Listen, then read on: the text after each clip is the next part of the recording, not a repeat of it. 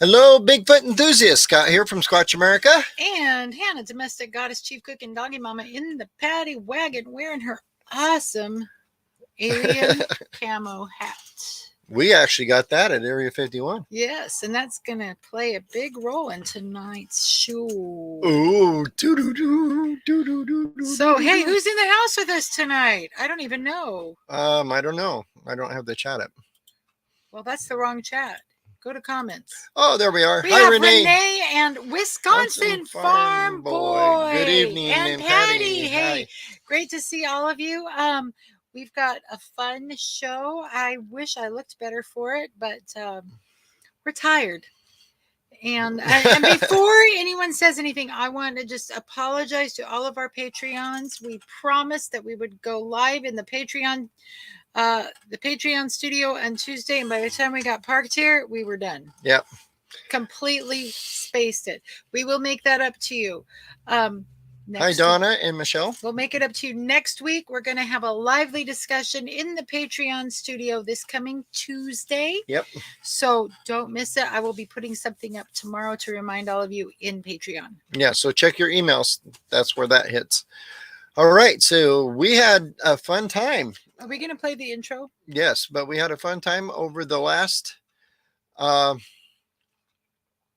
week.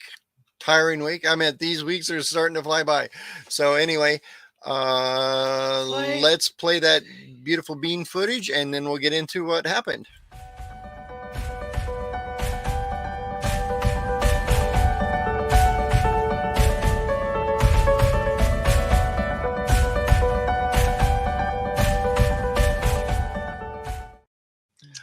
All right, folks. So we are on the road again.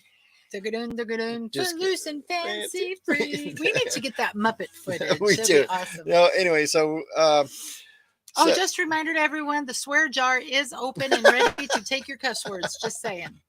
So here's the deal. We were at Squatch Fest 2 weeks ago, and then last week we were in Eugene. And this week we're in Roseburg. We're going to talk about that later. Okay, but that's so they know where we are. So we were at the Eugene, we were speaking at the Eugene, no, not Eugene, but the week before we were at Squatch Fest. We were speaking there, and that's a Squatch Fest. But last week we were at the Sportsman show, and we get a whole different clientele. Whole different audience. A whole different audience at these. It's kind of interesting. When I spoke at Squatch Fest, we had about 900 people in the audience. And when I spoke at the Sportsman show, we had 5. So that's how that works. But here's the deal. We get a whole different set of people. We get people that come up to us and tell us stories. And hi, Mopar. Anyway, we are going to be sharing with those tonight. And hi, Dale. Cousin Dale. My other cousin Dale. Okay. How many cousins? You have more than one cousin Dale. I do. On both sides of the family. It's kind of weird. And Carrie. Oh, Squatch Fest was awesome. Thank you. She must have been there. It actually was pretty awesome. They're all exhausting. These shows are exhausting. This show actually has way more set up and tear down. Right. And I'll tell you why. You ready? Because the show in Eugene and the shows we're doing right now comes with this guy. This guy is kind of do you like us better here? All right. I have a better picture of him.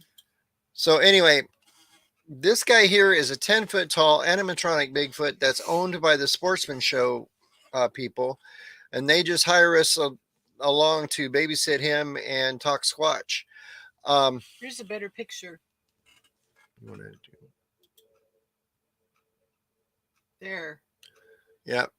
That's his setup. Front view. If you want to see him in real life, you can come to the shows if you can. Yep. And but it's actually a really good picture of him. Yeah, he is 10 feet actually.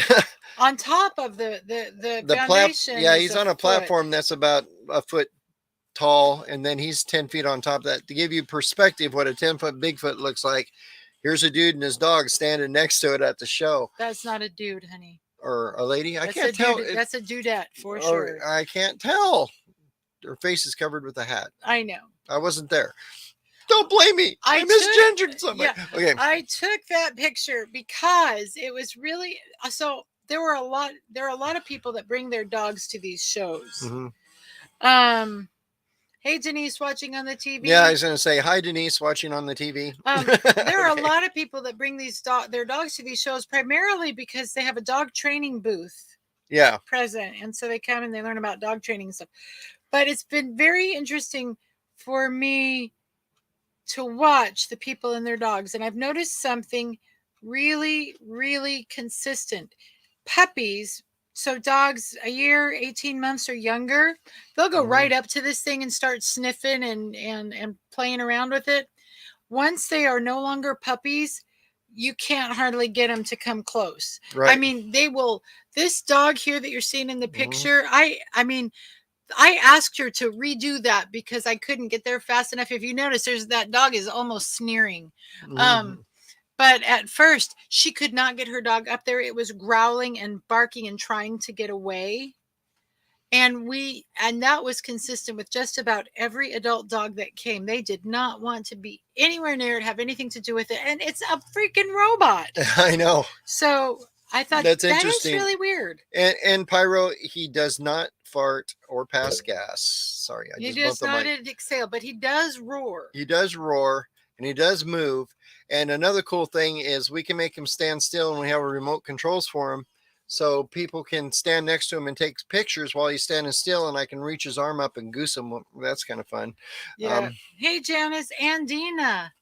Person turquoise waving. Are you wearing turquoise? Oh, I'm so jealous. I should wear some turquoise. And did we get everybody? Dina, David, hi. Janice. Okay, we got everybody. I don't miss anybody. So where this show was is beautiful downtown Eugene, Oregon, near Lane. It's in Lane County, Oregon, and Lane County is rife with Bigfoot. Did you mean sightings. Beautiful downtown Eugene? Seriously? No, I did not. Oh, okay. Okay, it's a Lane County's beautiful. Lane County's beautiful. Downtown Eugene, not so much. It's a big city, and I don't do big cities. But if you look at this map of Oregon here, all these big round orange spots are where Bigfoot reports come. So we didn't even find decent coffee down there, did we? It's a horrible thing. Anyway, but so it's a hot spot, Lane County, really, and a UFO spot. So we're going to be sharing with you the people who came to the booth and shared their Bigfoot stories with us right down here in beautiful Lane County, Oregon.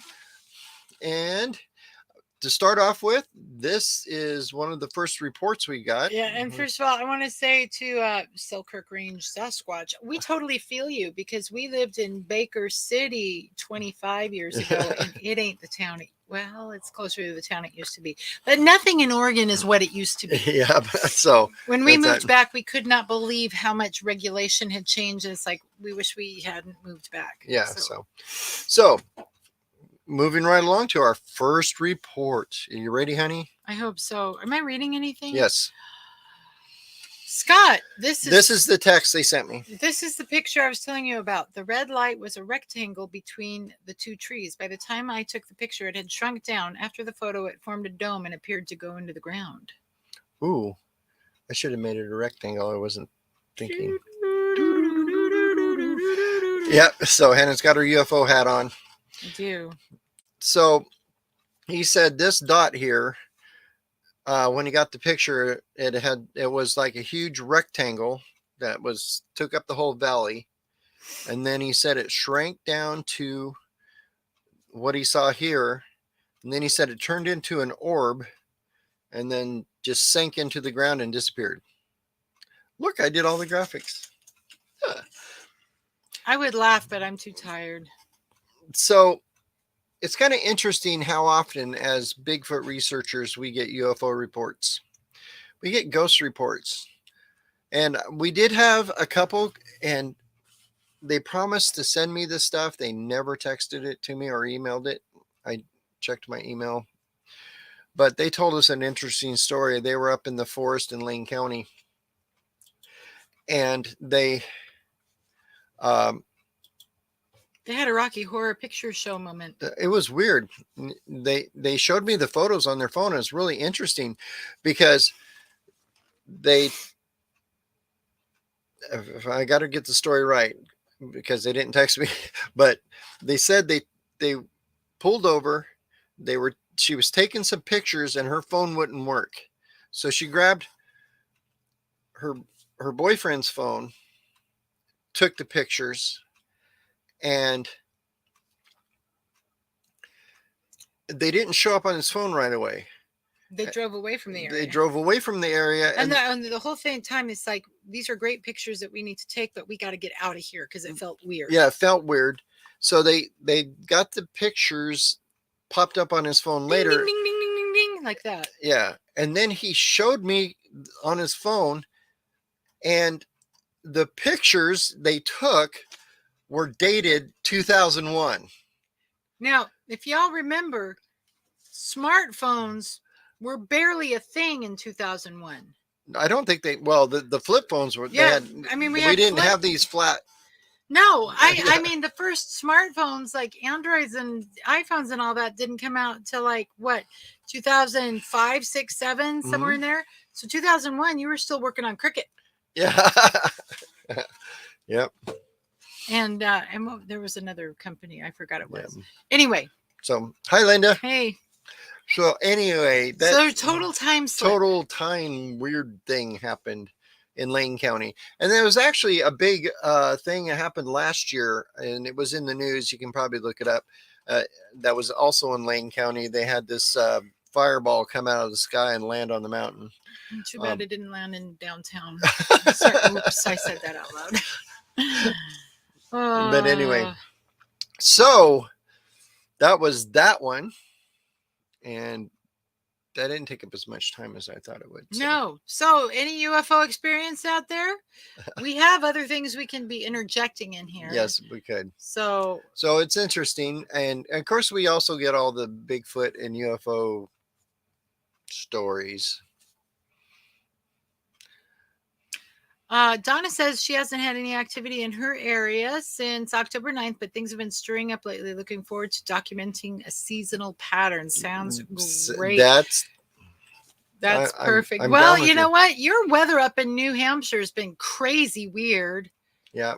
And the Squatches are not, I'm sure they're like going, man, we are done with this winter. Renee says she's had UFO experience. You know, you told me a long time ago I had a weird thing. I saw one of the triangle things in the sky when I was stationed at Fort Benning in Georgia. It was over the base at night. Mm-hmm. But I don't know if that was just one of ours or I'm not sure. But so here's the next one. The next one was totally cool. So here's I get these people to tell me stories and then I ask them to text me the pictures and the story so I don't forget it. So here's what he texts me. Hi, Scott. This is Mike so-and-so from Drain, Oregon, and I spoke to you about hearing a Bigfoot yell at us down by the Elkton along the Umpqua River. We took 2 pictures of some elk about 2 miles from where we heard what we think was Bigfoot. I'll send both pictures plus one with an ink pen pointing to it. So there's the ink pen pointing to it. And yes, there is a town in Oregon named Drain. Yes, Linda, you saw that yawn. I am so flippin' tired because even though we work our tails off at these shows, especially on setup days, it does, and we're tired, we go to bed, we want to sleep. It does not keep the dog from needing to pee at 15 minutes to 6 every morning. Yes. Oh, and Donna said, yes, we did both. We both have a video. Yes. Yeah, we caught that UFO on video at Area 51. That was about 2.5 years ago. Yeah, about 2 years ago. Yeah. Anyway, so talk about this. This is weird. I think weird. These are the dumbest elk in existence, by the way. It could be. So they were taking pictures of these elk And this is one of those deals where they had an experience. They heard the Bigfoot. They heard something that they couldn't explain. And then 2 miles down the road, they saw these elk and they took photos of the elk. But if you And look, some of the elk are looking at them. yeah, Like, the elk are looking right at the person taking the picture, but they're not looking at this. Now, at first glance, I'm thinking pile of brush myself. Okay, right here in this area. But if you zoom in on it, you kind of got this weird oh wow, face. it looks You like blow a it up, it looks like dog. that. It's really interesting. Could be a dog man. But they're back east. I don't know if there's any dogman stories in Oregon. Somebody tell me.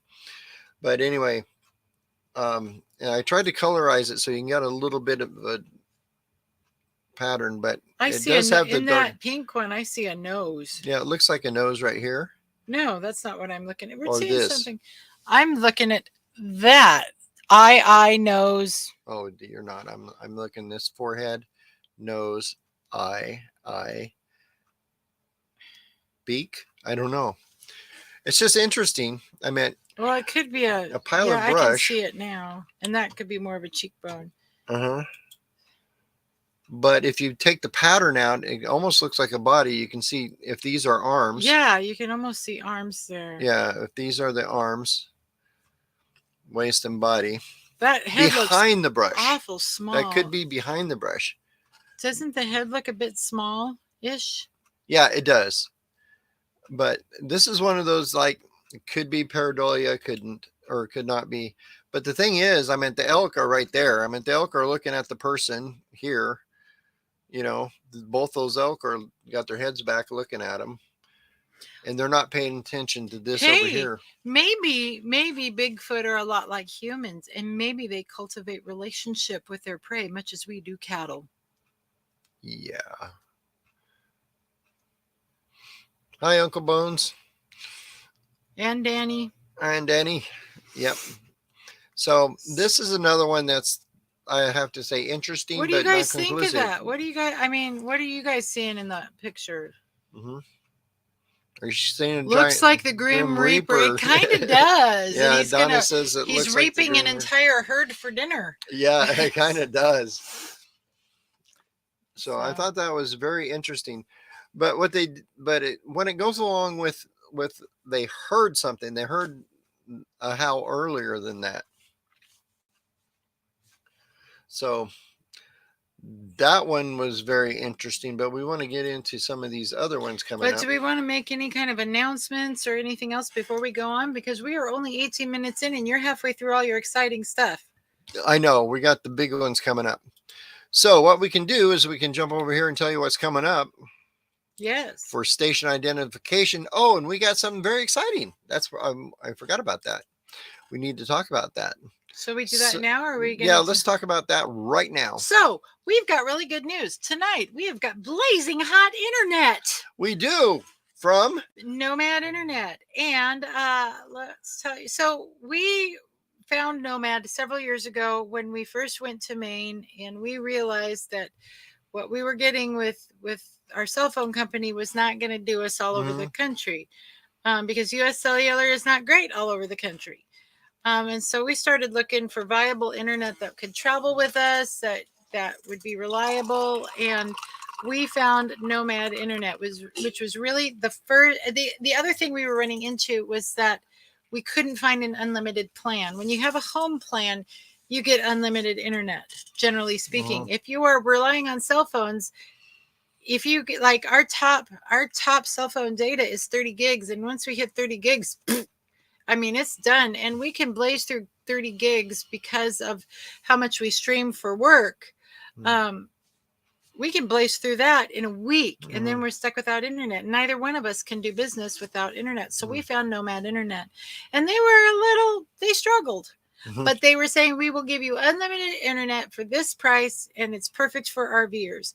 And so we started using them. Well, now they have completely upped their game. We've had very few problems with them. And whenever we did have problems with them, they did everything they could as fast as they could to resolve them. And They've been They've really been good. really good to us. So now they have really up to their game. They are an official Verizon partner now. They are offering not just mobile internet unlimited, but they offer unlimited rural high-speed internet and business internet, and they even have a travel pack so you can take your modem with you. That's interesting. Yeah. Yes. So you can actually take this, your modem that's in your house, you just unplug it, plug it into this battery pack they have that can come with it. You stick it in the backpack, and you can walk into the woods and you still got internet. Yep. And they even have a solar battery backup to that lasts a week. Yeah. So anyway, we are really proud to we are an official partner with Nomad. If you use our code, go check them out. If you use the promo code Scott Violet, Scott with 1 T, make sure you get that right. And you got to go to nomadinternet.com/my name. But anyway, or you can put Scott Violet in the checkout. Mm-hmm. Either or. You will get $25 off your first order. Now they might be pricier, a little bit pricier than some home internet, but the fact that you can travel with them, put it in your truck, go, you could just go anywhere. You could take your own, go to a hotel, try to use their internet. That's always crap. Yeah. So there's that. And RV parks almost always crap. So anyway, we are just really excited to be partnering, that they are willing to partner with us, and that we can give you a discount on your first order with them. So anyway, we love internet in the woods. Believe me. Yes, we do. You can actually take it with you, and it's kind of interesting. I have trail cameras that use the internet. Yep. And what they can do is, I can put one here, and then I can put one a mile away, and the one a mile away will talk to the camera here, and this camera will talk back through the internet to my phone. So I can actually check my trail cameras, and I can string them out for miles. Yeah. So honestly, there are benefits to having a connection. Yes. Words. Yeah. Oh, Englishing has not been good this week. So there's that. Linda said about that picture we posted, she says if it had been something, the elk would be out of there fast. That's I'm kind of with that too. I don't think the elk would hang around. Anyway, that was our exciting. So please, and by the way, anytime you use our code, you get your discount. We are getting a little bit of a kickback from that. So by purchasing from Nomad, you are helping us a lot. That was our required affiliate announcement. Yep. Okay. So there's that. Okay. All right. Now we're 23 minutes in. You got a lot of time to burn, honey. Better late than never, Donald is here. Yes, it's true. Hey, Don. All right. So here, we got through the first three actually, that were interesting. But now we're going to get into the stuff that made me go, wow, a little bit on some of these reports. Now, we did get quite a few people come up and they say, well, in 1957, I heard this. And those are great stories, and I love doing that. And we kind of log them down. But some of these are just awesome. We actually had a gentleman walk up to the booth, and he had typed out his report to bring it to us. Literally. It was really cool. And I took a picture of it. And then he said, well, you can keep this hard copy. And it's a good thing I took a picture of it, because I gave the hard copy to Scott. And I put it where I wouldn't lose it. So we haven't seen it since. So I haven't seen it since, but I will find it. I have it. So here's the photo he sent with it, and the hard copy. And Hannah can read this story. Oh, wait, I wasn't showing you. I'm a horrible person. We are so tired. I tell you what, setting up for these shows is something else. All right. So, boop, there we go. So here is the typed up letter and the photo he sent with it. Wow. So here's what the letter says. And I blocked out the part where he gave the exact GPS location. Yeah. Okay. So we might send that to We'll send that to our local people.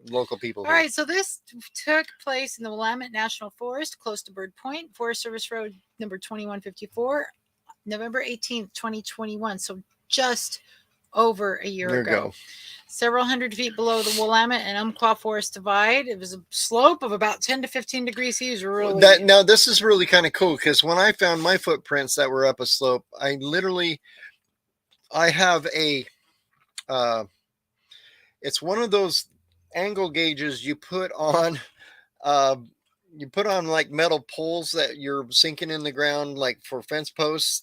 They're magnetic, but they hook to the pole, and it tells you what degree the fence pole is standing, so you can get it like level. Kind of like a compass. Well, it's more of a degree. Well, like a compass, that's what you use in geometry to draw. Well, it's not angles. a compass. Compass is directions. This is angles. No, a compass, a geometric compass. Like if you want to draw a 15-degree angle in geometry, those are compasses. Well, yeah. But this one actually has a weight in it that shows you vertical to the earth. Anyway, so I literally put that up against the ground, so it'll tell me the angle of the slope. And I'm glad that he did this. It's like probably useless information, but it's just cool to have. Anyway, so they're all geeking out together over angles. Anywho, and slopes. Time, approximately 8 a.m. The tracks were about 14 to 15 inches long, about 8 to 9 inches wide, very similar to the ones that Donna found in Vermont. Yep.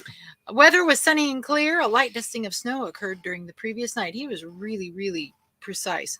Temperature is about 25 degrees Fahrenheit. So it was taken...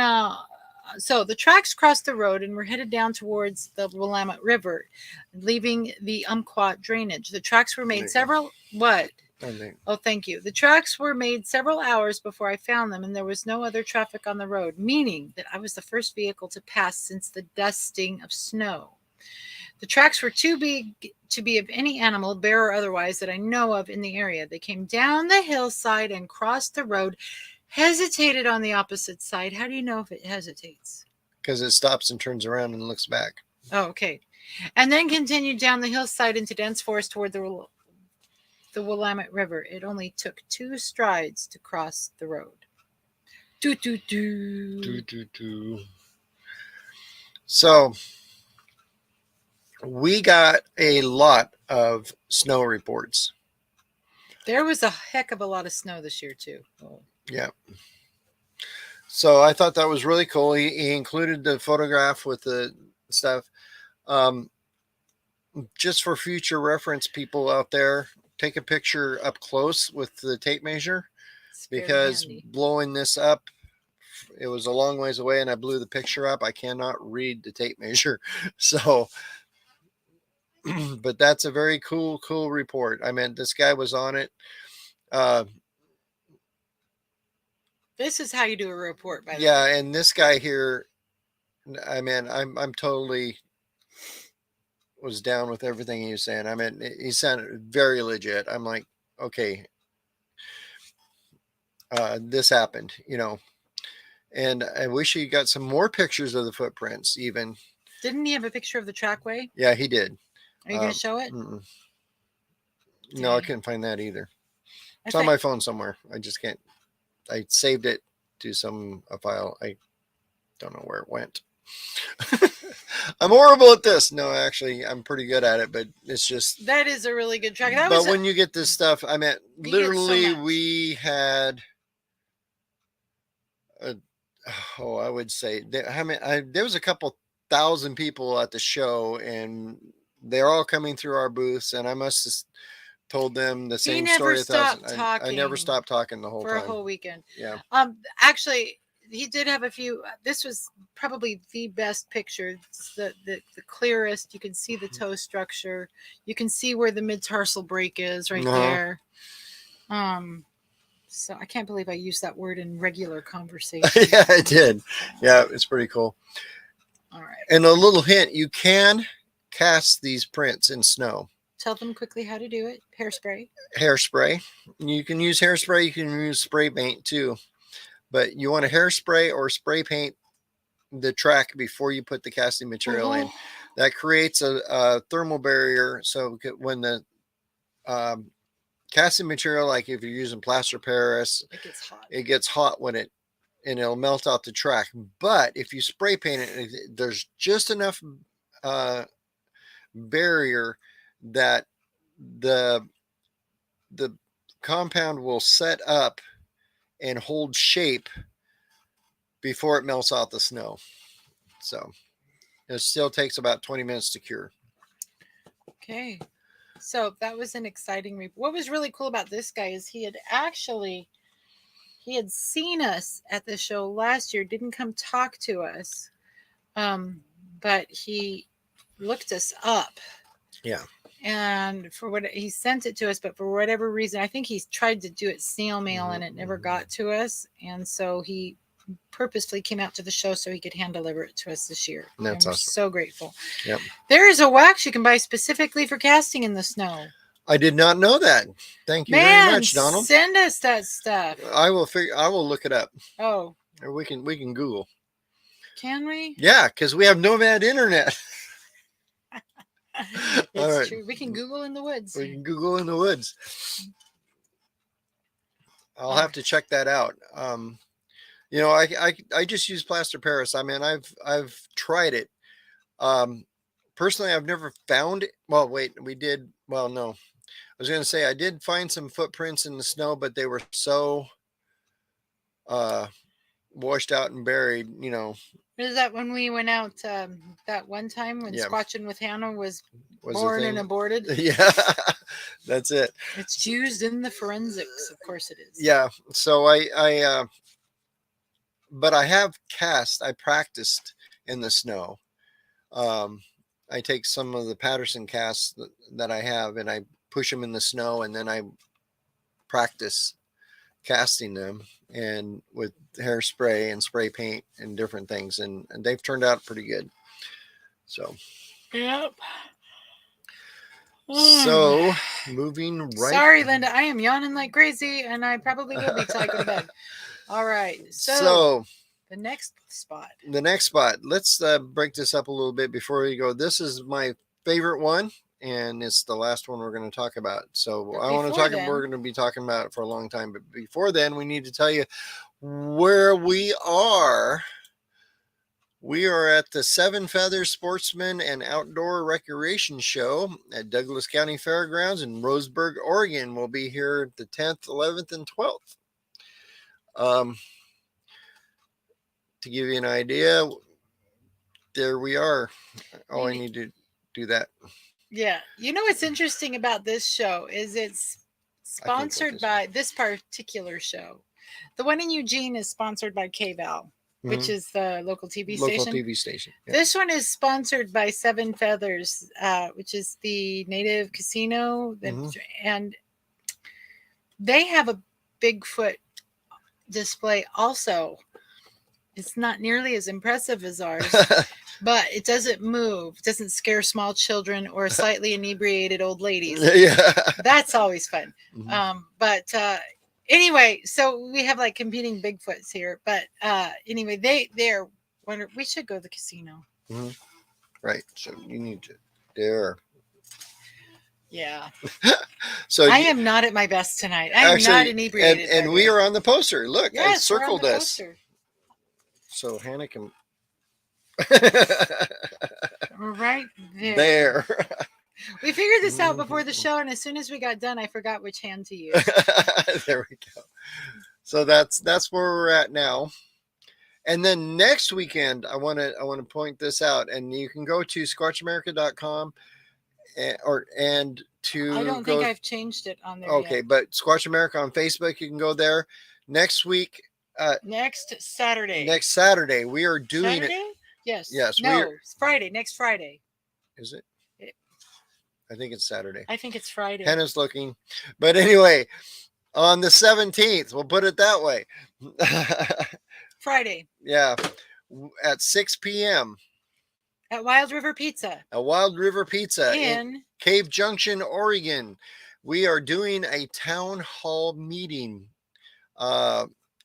we're doing this in conjunction with Bigfoot Prints, which is in Cave Print Junction. and copy. Print and copy shop, and Bigfoot Museum. Actually, it's a print shop and a copy shop. Copy, not coffee, but copy. That actually has a Bigfoot museum in it too. They have a little museum. You can get all your Bigfoot stuff there. And I want to give a shout out to local businesses like that. That's Bigfoot Print and Copy in Cave Junction. However, I think, sometimes as nomadic people, we really rely on internet-based businesses, and we normally order our business cards through an online supplier, and it takes about 2 weeks to get them. Well, we ran out of business cards at the last show. It was bad. Yeah.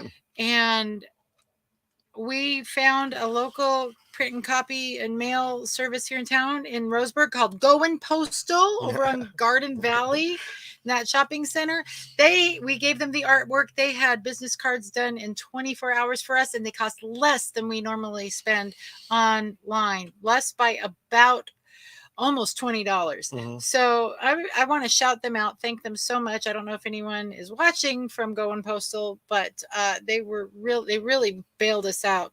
And I think we might start looking for local providers wherever we are to help us out like that. That's a little cool. more. And thank you, Don.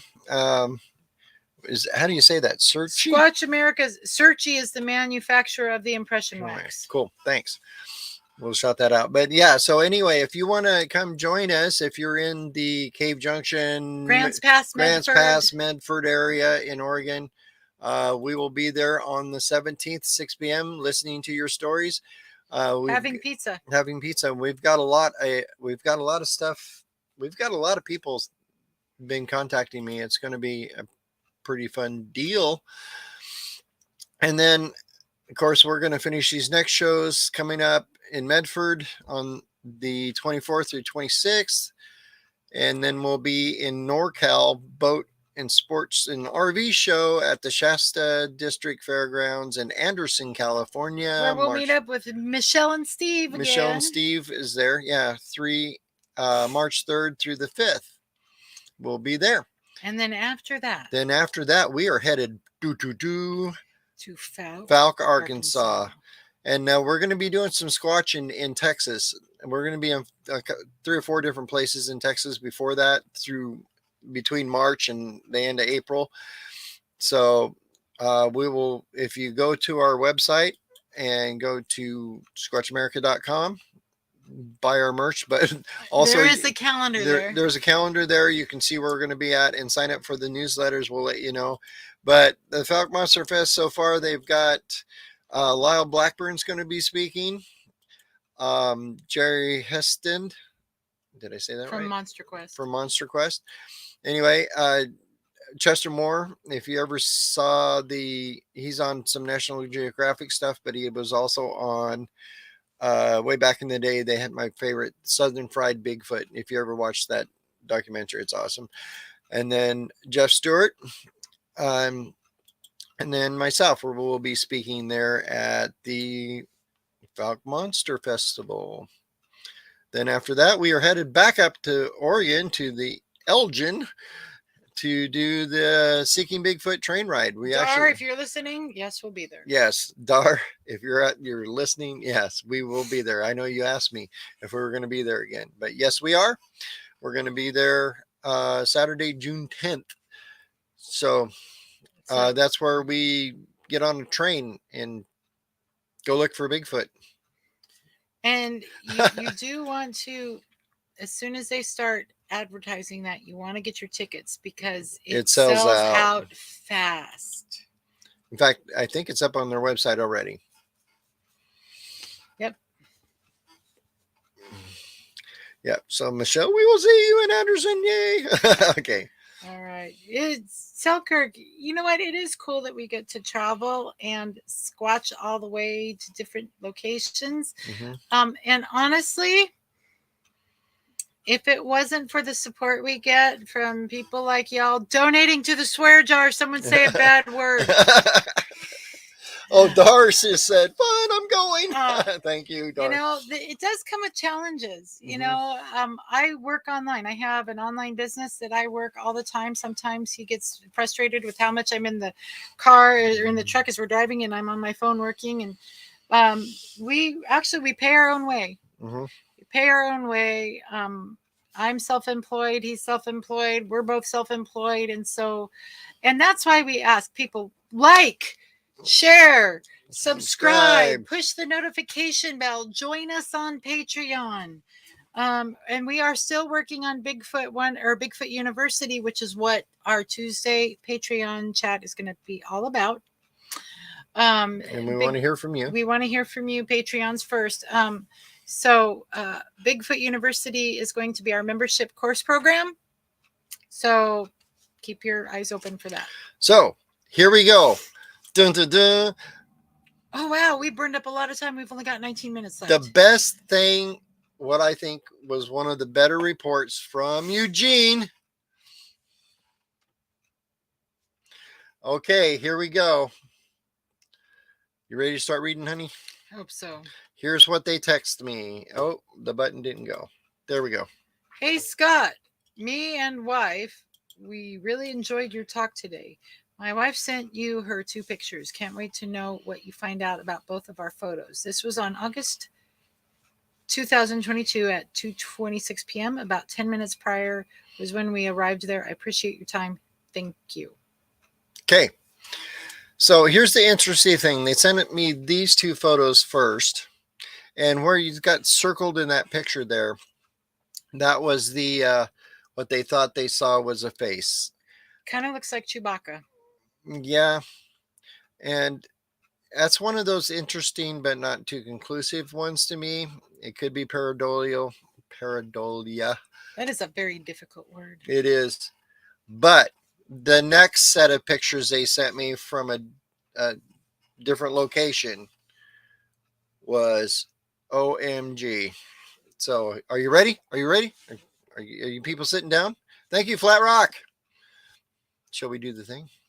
Yes, do the thing. Do the thing. I got to find the thing. Oh, you've got too many things on here.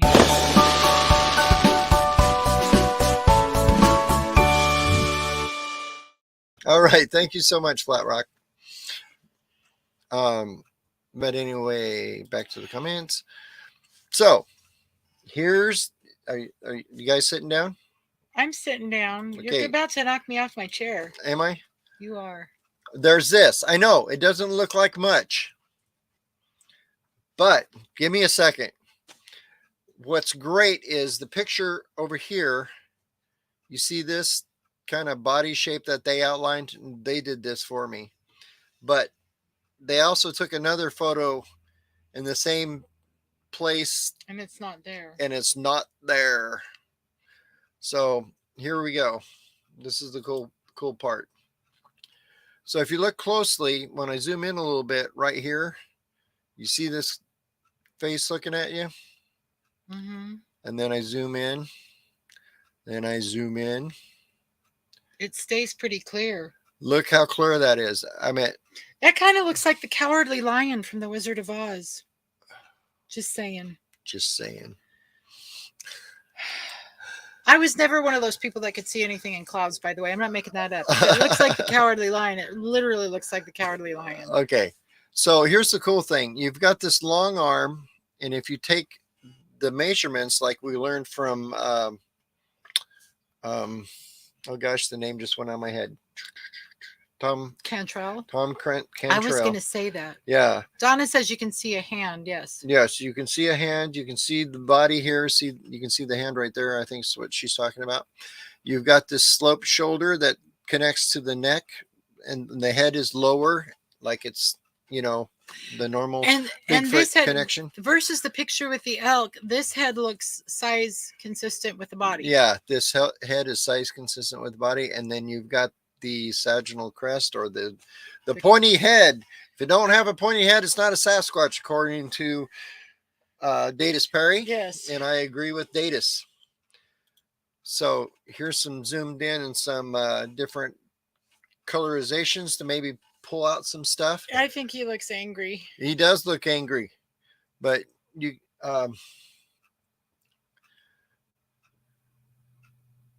Don't read. Okay, Sleep. I'm trying to catch up. They're talking to each other. So here's a really zoomed in part here where you can I really get You a good almost shot of the see like face. his brow is scrunched Yeah, together. the scrunchy brow, but you can still you can see this Yep. sagittal crest there. And it looks definitely separate from the foliage. Right. And yeah, it is. It's not the foliage. The foliage is behind it. That's good point, honey. But if you look at the, you've There's got the squinchy brow. you got the squinchy brow, you got the button nose, and you've got the flat mouth. Those are criteria to me, anyway. Uh, that doesn't make this Oh my gosh! pareidolia. And you can really see the delineation here. Yeah. In that, so he's just looking at you through the trees. Go and get out of my forest. And Renee says he's definitely snaring. Donald's calling it pareidolia. Does he? Okay. But I don't know of much. I mean, there's pareidolia, and I agree with that. And like I've called some of the other videos we've seen tonight pareidolia, but this one here, there's measurements. I mean, there is the percentages of the measurements work out, which Just keep talking. which is very interesting to me. Yeah, it's like, the one with the elk, the measurements were off. Right, the tiny little head, big body, that sort of thing. That was off. This one, the proportions are right. It could be pareidolia. I mean, I'm not saying it actually isn't, because I don't think that there's a photograph in the world that can prove that Bigfoot's real at this point, to be honest with you. We know this because of yeah, that's the right one. That really doesn't change size, does it? That's interesting. Okay, so like I said, I say this in my talks too when I'm speaking, that because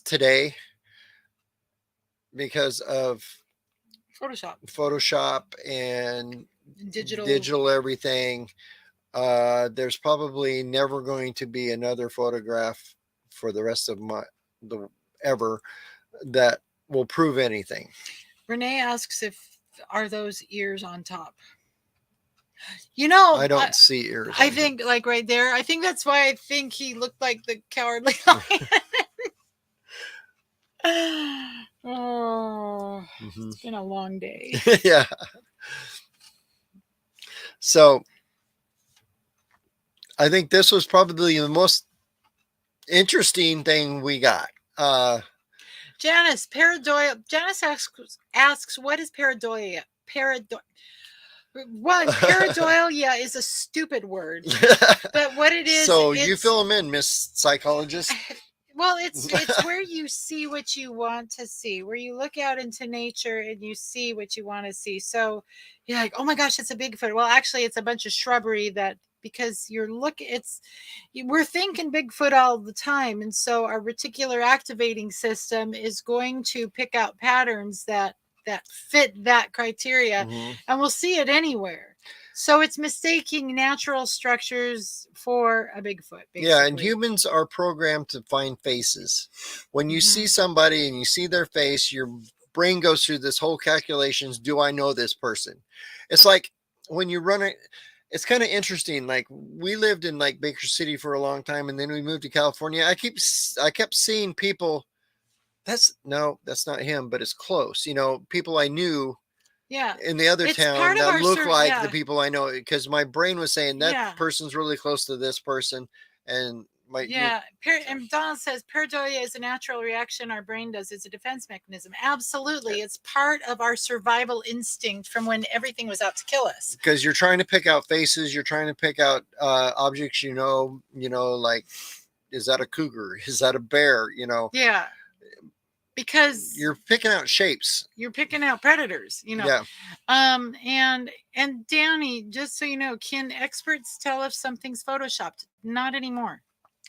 Well, sometimes yes. if it's done badly. Right. I But think there's a way to do digital forensics on it to tell, but who's got that expertise? I don't know anybody who does, and if we do, we probably have to pay him $1 million to do it. It's just. and that's not something I don't want to really spend our limited funds on software like that. Yeah, Sorry. exactly. But have you seen AI anymore? Mm-hmm. You can't tell when someone's talking to a robot. Mm-hmm. So, yep. Some of that stuff is scary until the robot says, I'm going to kill all humans. But they all come to that too. It's weird. Yeah, Flat Rock says metadata of the picture can show the picture has been manipulated. And that's true. Yeah, that's starting to use words I don't want to deal with. That's like meta-analysis research, and like I'm not. Yeah, and then enters the age of AI, which makes everything more dope. Yes, it does. Yes, I'll leave that up. Okay, yeah, it really does. So I'm about half tempted to go back to using film. Way if easier. You can find it, that's the other problem. We found it at Rite Aid the other day. Yeah, we remember? did. We actually found 35 millimeter film. I don't have a camera anymore, but what happened to my 35 millimeter? Oh wait, Hannah had one somewhere. It's in our storage unit. Probably. You sure? Yep. If we didn't sell it at a yard sale. We didn't. Okay. So yeah, I'm about half tempted to do that. Go back to just taking pictures. In fact, they used to use that years ago. They had triggers that would trigger for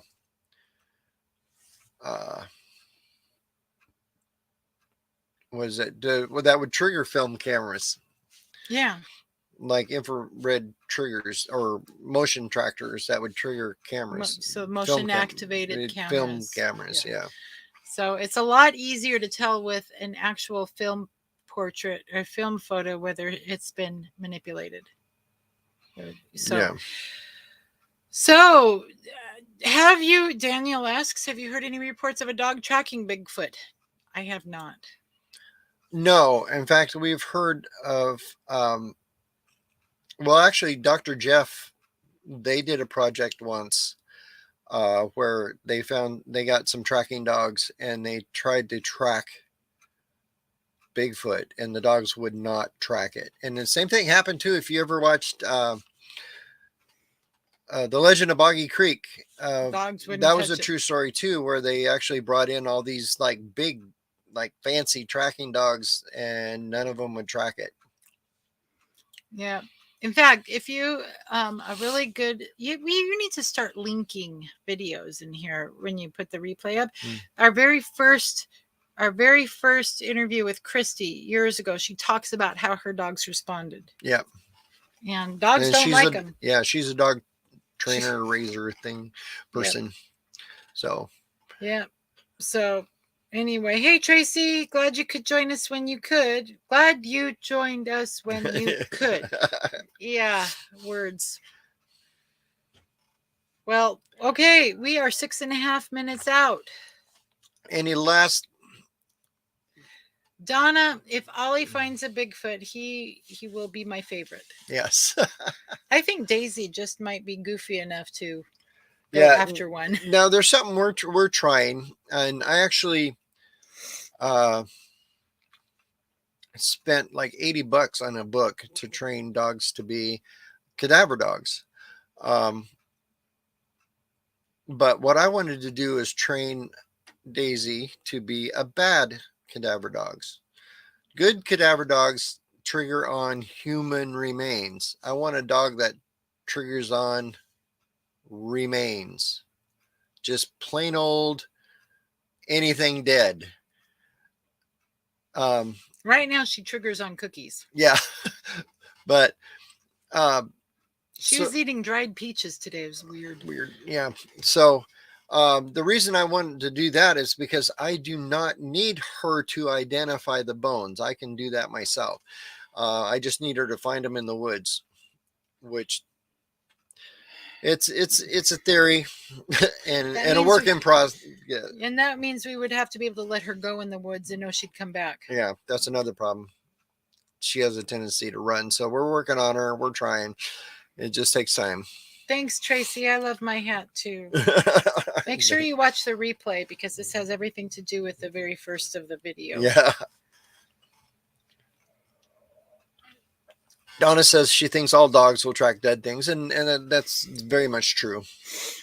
But like you said, you would, and somebody else up here, where did it go? Say yeah, dogs need a, Linda said, sense to go off of too, which is another thing. Do we have Bigfoot scent?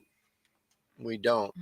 I know a lot of people were trying to lure them in with, like ape scents. You know, they had these, chips with pheromones on them from, like, you know, gorillas in heat or whatever, and that didn't work either. So Don says you hear reactions of fear out of dogs when there's a Bigfoot involved. He'd like to know what triggers their fear. I'm thinking it's the infrasound. I'm thinking it could be the infrasound also. I'm pretty sure that's what it is. They hear stuff that we can't. I think that's it. And plus scents too. It could be they, you know, dogs can smell. I forget what the ratio is, but they can smell stuff that we don't even. It's like they can smell, they can see, they can hear. Their five senses are a lot. They're a lot keener than ours. Yeah, I saw this weird video where they were showing what a dog sees with his nose on a video, and they had all these different scent tracks going. They actually places. They actually literally see with smell. The what they smell. Okay, so here's something interesting. When we pick up sound waves turn from, they actually, when they get into our ears, into our inner ears, they turn into liquid, and that's how our brain processes them. Blind people see with sound, and dogs see with smell. So they smell things, and then it triggers their almost a visual. Yeah, it becomes a visual for them. So anyway, yes, Danny, dogs can track dead things. That's why they use dogs when they're looking for dead bodies. So, you know, murder cases and stuff. They'll absolutely. Yes, and they will roll in it. Linda, although Daisy's pretty good, she doesn't roll in too much. Yeah, we don't let her. So here we are 2 minutes out. Then Flat Rock says that he and a friend were walking around his property. His dog is always running in front, and then all of a sudden he sat down. We both seen a solid black one down at the spring a couple 100 feet away. Yep, they'll sit down and they're not going any further. That's it. That happened look up all of Christy Sanders' interviews with us, because she said that last time too. Her dog sat down. It's like, they weren't freaking out, but they weren't going any further either. Right. Her dog sat down, and she has Dobermans. So yep. And then he said he backed out of the woods. I totally agree with that. Yeah. I guess what Danny's saying is, no, we don't want her to track dead things. We want her to find them. We want her to find them. Yeah. So, semantics. Yeah. That's it. My most unfavorite game. Anyway. Well, we are 1 minute out. So it's about time. Put down in the chat or in the description below. In the chat, yeah. If that's a Bigfoot. 1 for yes, 2 for no. Let's see what you got to say. Yeah, because I'm seeing a sagittal crest. I'm seeing a deep brow ridge. I'm seeing a button nose. I'm seeing a flat mouth. I see a beard. And she sees a little goatee down here. I see shoulders that go into the neck, high on the neck.